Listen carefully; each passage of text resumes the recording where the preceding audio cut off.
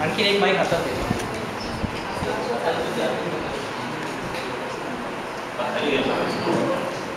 एक माईक हातात घे दुसरा.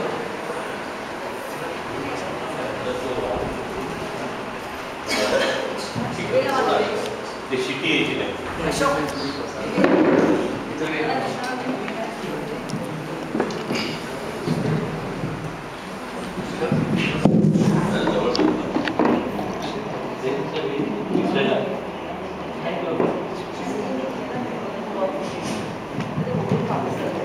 हॅलो.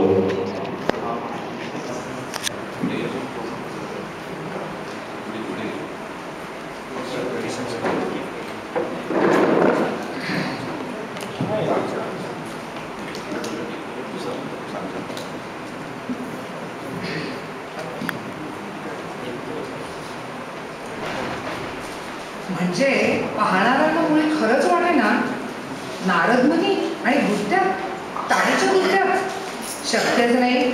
पण नाही म्हणावं तर डोळे काही खोटं सांगत नाहीत. डोळ्यांना जे धडधडीत दिसतंय ते नाही कसं म्हणावं. काही जण तर डोळे सोडून आणि भोवया उंचावून पुन्हा पुन्हा पाहू नारदमुनीच हे.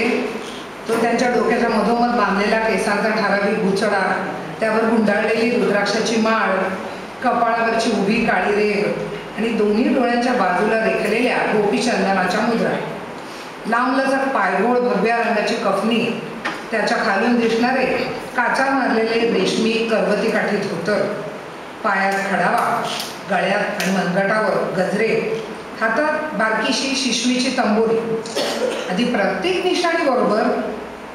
मग आता शंका घ्यायला जागा आहे का? नारद मुनीच ते. पण नारद मुनी जर म्हणावे तर ते ताडीच्या गुत्त्यात कसे?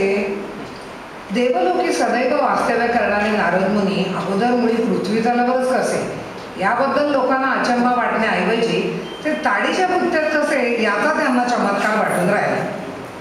एवढ्या मोठ्या चमत्काराच्या उसळीत पहिलं आश्चर्य कुठल्या कुठे उघडून गेलं. चांगले मृत्यूलोकात आले तर गावात इतकी मोठमोठी देवळं होती, मठ होते, वेधशाळा होत्या, नदीकाठी प्रशस्त चिरेबंदी घाट होता. ते नाही म्हटलं तरी खानावळी आणि हॉटेलं तर कुठे गेली नव्हती.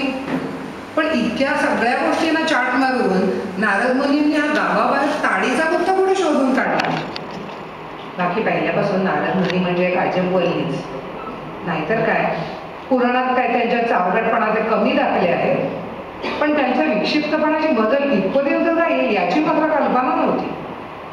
कैलासावरून निघताना भांगेचा डोस जादा झाला नसेल ना, असे देखील काहीला शंका. शक्य आहे.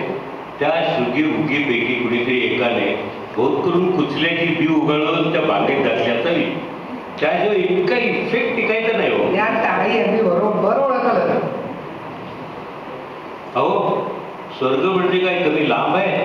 इथं छटाक बेवडा घेतला तर चतुशृंगीपर्यंत देखील टिकत नाही. स्वर्ग म्हटला म्हणजे काही जण तरी 5-10,000 मिळतात असेल नाही हो, असेल की काय?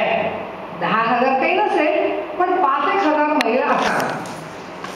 तरी काय झालं, इतकी वाटचाल केल्यानंतर जमलेल्या माणसाला ताडीची इच्छा होऊ नये, ताडी प्यायची इच्छा होऊ नये तर काही ताकाची फुलकवडी त्याच्या घशात होतावी. बाकी हे चांगलं. या गावातले भटुरडे भाजी नाकाने कांदे सोडतात. त्यांना काम धरून विचारून दाखवलं पाहिजे की बघा लेकानो, तुमचा बाप काय करतो आता ते आम्हाला नावे ठेवता काय? बाहेर चाललेल्या बडबडीकडे नारद मुनींचं मुळी लक्षच नव्हतं. दुकानाच्या बाहेर चढता चढता बाहेर लोकांची ही झुंबड उडाली, आतमध्येही झुंबड उडाली. आतमध्ये तर 18 पगड जातींचा बाजार भरलेला होता. संध्याकाळची वेळ असल्यानं दिवसा बाजार करून गावाकडे परतणाऱ्या खेडवळांना 1.5-2 घंटे मुक्काम करायला इतकी मोकळ्यावरची सोयीस्कर दुसरी जागाच नव्हती. वैदू कातकरी लोकांचं तरी भलं मोठं कडं दुकानाच्या मधोमध जमिनीवर बसलं होतं. कुणी घसा कडून गात होतं, कुणी हातवारे करून ओरडत होतं, कुणी भांडत होतं. दुकानात जिकडे तिकडे गलका आणि गोंधळ उडालेला होता. या गडबडीच्या आडोशाला दुकानाच्या आतल्या अंधाऱ्या भागात मांडलेल्या वाकावर काही पांढरपेशी मंडळी आपलं सायं कर्म यथा सांग उठीत होती. पण नारद मुनी हात शिरतात एकच हलकल्लोळ उडाला. अरे नारद मुनी आले बघा, नारद मुनी आले. खेळवळ गिरायकांचे गल्लास तडातड हातातून गळून पडले. पांढरपेशी मंडळी आपली ग्लास वाकाखाली दडवून तोंड उपरण्याच्या भोळ्याला पुसू लागली. वैदू लोकांची कैकाडी कचकच एकदम थांबून त्यांची नशा निमली उतरली. तथापि नारद मुनी शांतपणे काउंटरपाशी जाऊन उभे राहिले. त्यांनी आपली तंबोरी काउंटरवर ठेवली. त्यांच्याकडे आश्चर्याने टकमक पाहणाऱ्या लाल गोबऱ्या तोंडाच्या रुस्तुंजीकडे निर्विकार लोचनांनी बघत ते म्हणाले, अच्छे. नारद मुनींच्या आजूबाजूला असलेली गिऱ्हाईकं एकदम आदराच्या दृष्टीने नारद मुनींकडे बघू लागली आणि नंतर आपापसात एकमेकांकडे बघून कौतुकाच्या आविर्भावानं माना हलवू लागले. नारद मुनींच्या चेहऱ्यावरून एक क्षणभरही आपली दृष्टी न काढता एखाद्या यांत्रिक माणसाप्रमाणे रुस्तुमजीनं पिपाच्या तोटीखाली बाटली धरली. ती तोटी बंद करून त्याने ती बाटली नारद मुनी पुढे ठेवली. आपली भगवी कफनी वर करून नारद मुनी आपल्या कडोसेलीला लावलेले पैसे काढू लागले.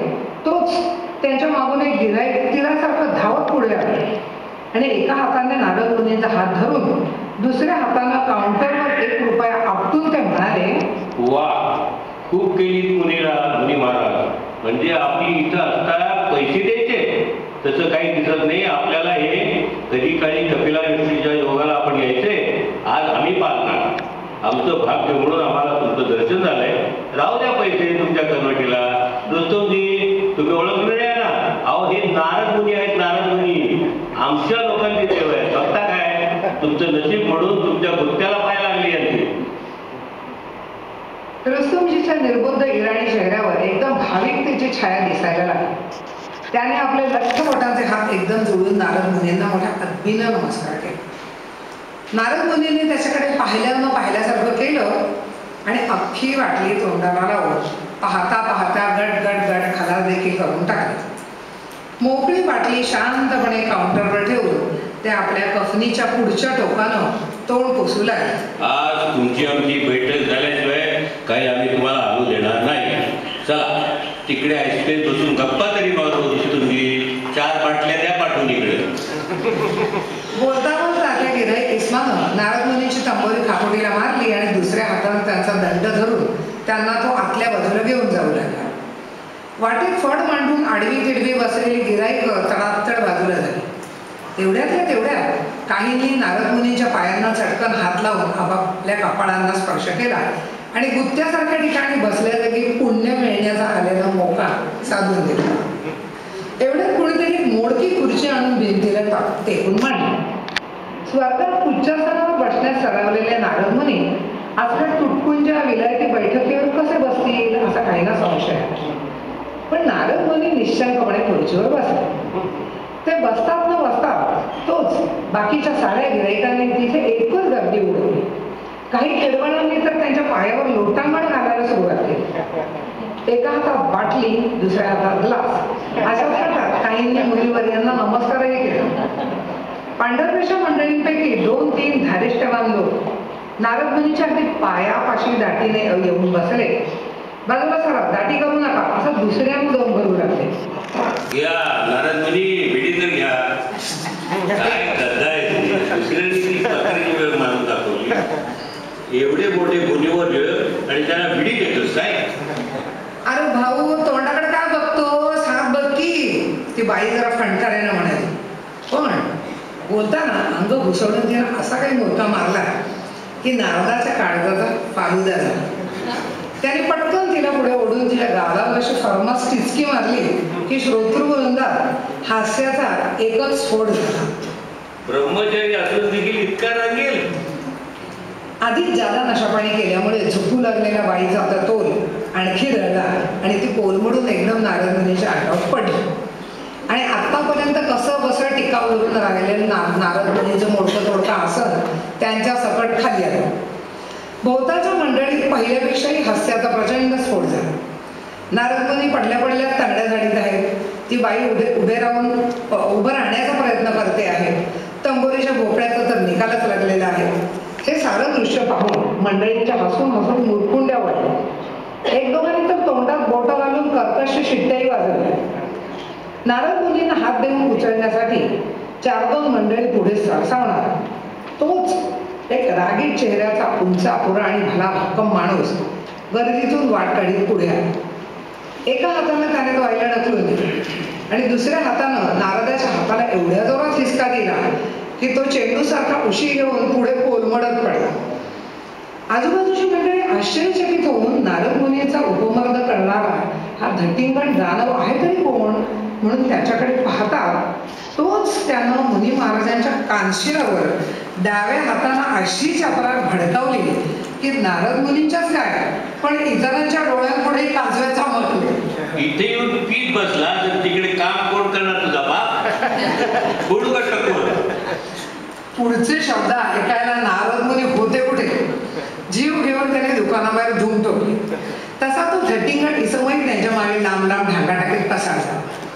दुकानातली सारी मंडळी हा अपूर्व प्रकार पाहून सरदच झाली. पळून जाण्याच्या गर्दीत नारद मुनींची फुटकी तंबोरी खडावा दुकानातच विसरली. त्यात घेऊन एक माणूस नारद मुनी ज्या दिशेने गेले तिकडे गेला. तसं त्याच्याबरोबर इतर 10-20 मंडळी धावत सुटली. एक फरलांगाच्या अंतरावर नारद मुनींची धवती मूर्ती आणि त्यांच्या मागून झपाट्यानं चाललेला तो धटिंग यांच्या आकृती मागून धावणाऱ्या मंडळींना दिसत होत्या. स्वर्गाचा रस्ता इकडे कुठे असा काहींना संशयही आला. काही वेळानं ते दोघेही एका कंपाऊंडच्या फाटकात शिरून अदृश्य झाले. लागोपाठ मागली मंडळी धापा टाकीत तिथे पोचली आणि फाटकातून आत शिरणार इतक्यात ठैरो म्हणून जोरात कोणीतरी बोललं. मंडळी घाबरून जागच्या जागीच थांबली आणि समोर बघायला लागली तर एक भला भक्कम पठाण हातात सोटा घेऊन फाटकाच्या खांबापाशी उभा होता आणि फाटकाच्या एका बाजूला ठळक अक्षरांची एक मोठी पाटी लटकवलेली होती. सुधाकर नाट्य मंदिर, परवानगीशिवाय कोणी आत येऊ नये.